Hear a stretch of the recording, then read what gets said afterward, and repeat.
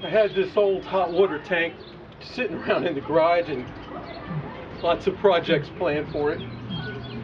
I decided today I needed the room, so I just yanked it out here, cleaned it off a little bit, and I'm in the process of cutting it up to make a small wood-burning stove or whatever.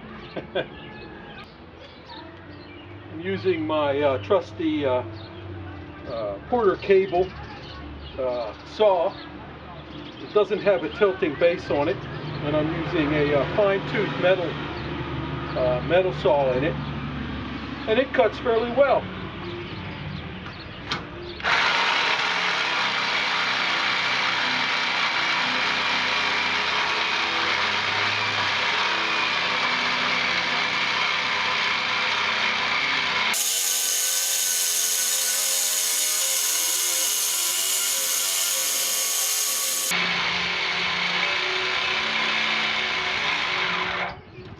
I guess a couple of inches per minute might be a reasonable estimate there.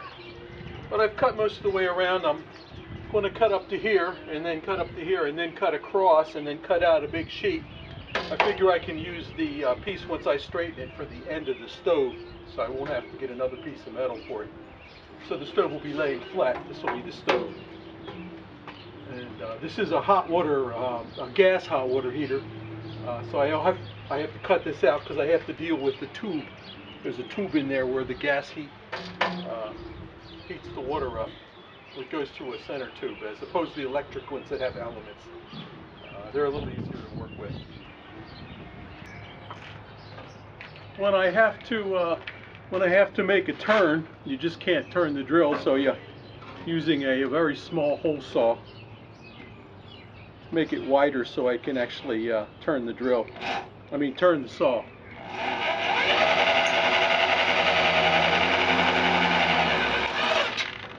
There you go, nice 1/2-inch hole, big enough for the blade to fit in.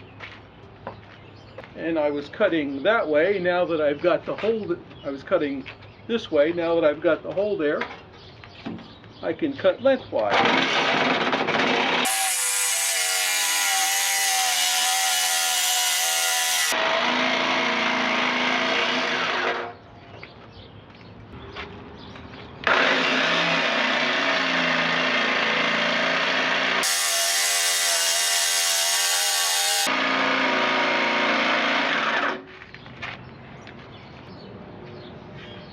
And the last little bit, I hope it doesn't spring when I get to the end as it releases the tension on it.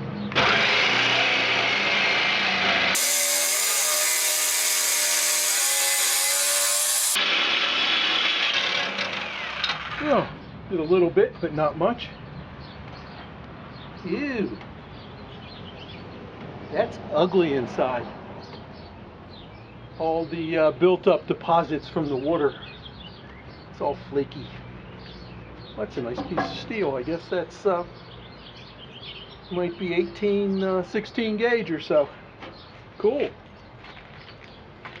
Now I just turn it around, move that out.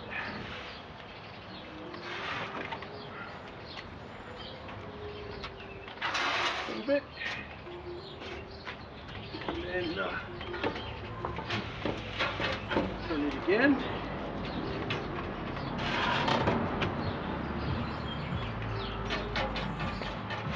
Move it. Turn it again.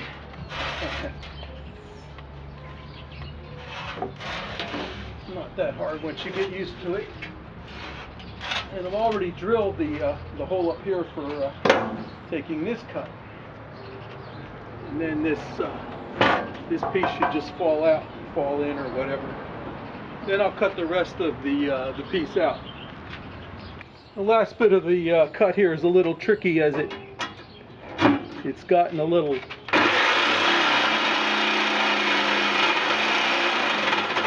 tight from this piece being loose, and so I kind of propped it up, and hopefully it'll fall away without the saw jumping too much.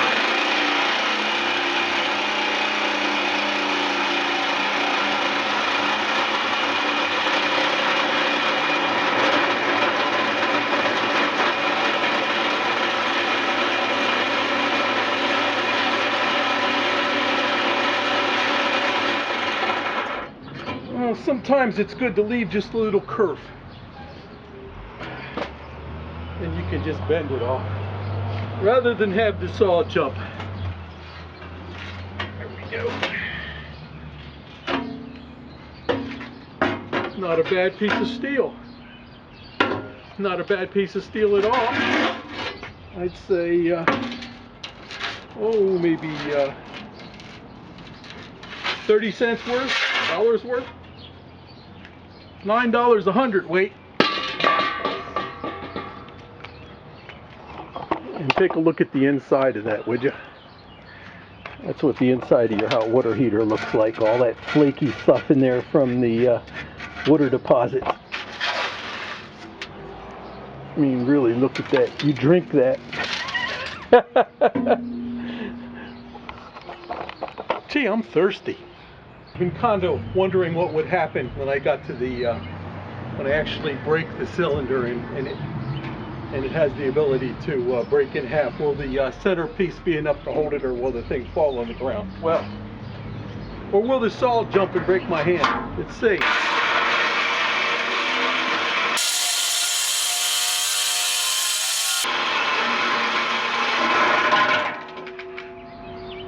Well, it didn't bend it, but it sure did jump.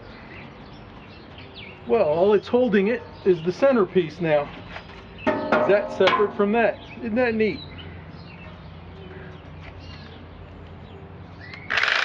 Well, didn't bend it.